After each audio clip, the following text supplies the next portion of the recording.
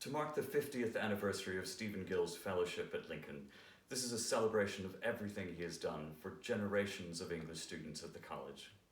Students who he encouraged to achieve their full potential and who came to love the literature he taught almost as much as he does.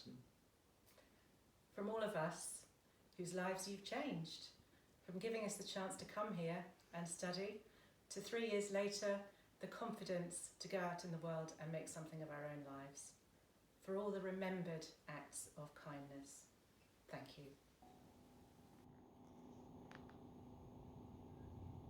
Lines written a few miles above Tintern Abbey, on revisiting the banks of the Wye on a tour, July 13th, 1798, by William Wordsworth. 5 years have passed. 5 summers, with the length of 5 long winters. And again I hear these waters, rolling from their mountain springs, with a sweet inland murmur. Once again do I behold these steep and lofty cliffs, which, on a wild, secluded scene, impress thoughts of more deep seclusion, and connect the landscape with the quiet of the sky.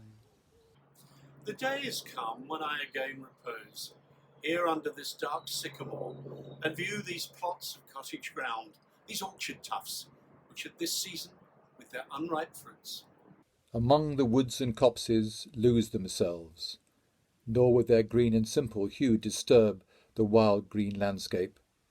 Once again I see these hedgerows, hardly hedgerows, little lines of sportive wood run wild.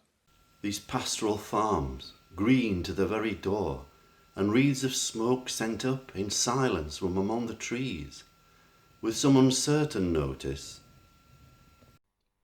as might seem, of vagrant dwellers in the houseless woods, or of some hermit's cave, where by his fire the hermit sits, alone.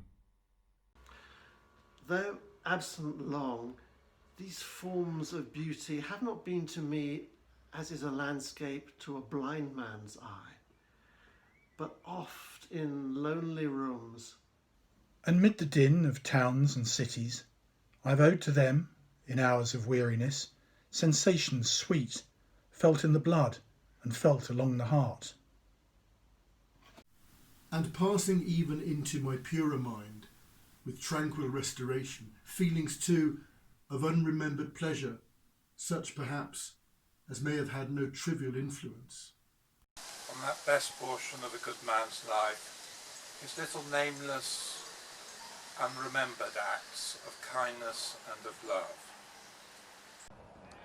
Nor less, I trust, to them I may have owed another gift of aspect more sublime, that blessed mood, in which the burthen of the mystery, in which the heavy and the weary weight of all this unintelligible world is lightened.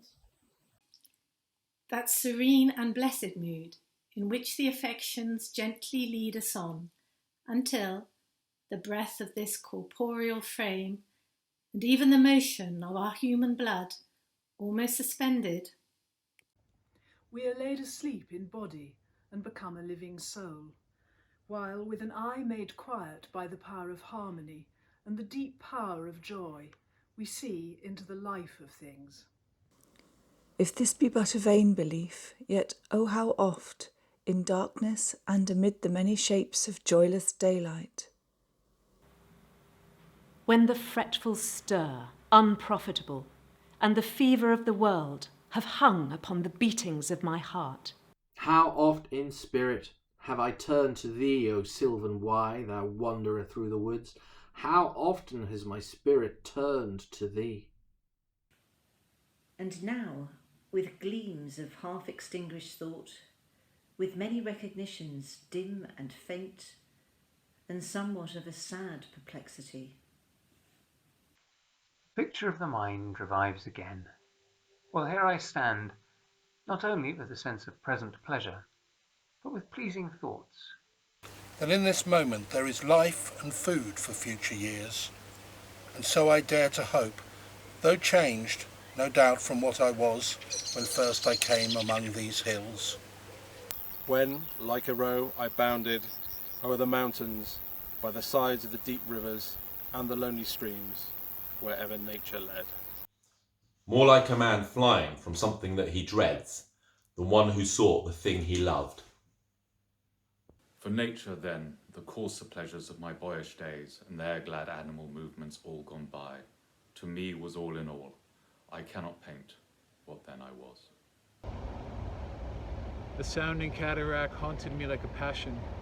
The tall rock, the mountain, and the deep and gloomy wood. Their colours and their forms were then to me an appetite, a feeling and a love. That had no need of a remoter charm, by thought supplied, nor any interest unborrowed from the eye. That time is past, and all its aching joys are now no more, and all its dizzy raptures. Not for this faint eye, nor mourn, nor murmur. Other gifts have followed. For such loss, I would believe, abundant recompense. For I have learned to look on nature, not as in the hour of thoughtless youth, but hearing oftentimes the still, sad music of humanity. Nor harsh, nor grating, though of ample power to chasten and subdue. And I have felt a presence that disturbs me with the joy of elevated thoughts. A sense sublime of something far more deeply interfused, whose dwelling is the light of setting suns and the round ocean and the living air and the blue sky and in the mind of man. A motion and a spirit that impels all thinking things, all objects of all thought, and rolls through all things. Therefore am I still a lover of the meadows and the woods and mountains. And of all that we behold from this green earth, of all the mighty world of eye and ear, both what they have create and what perceive.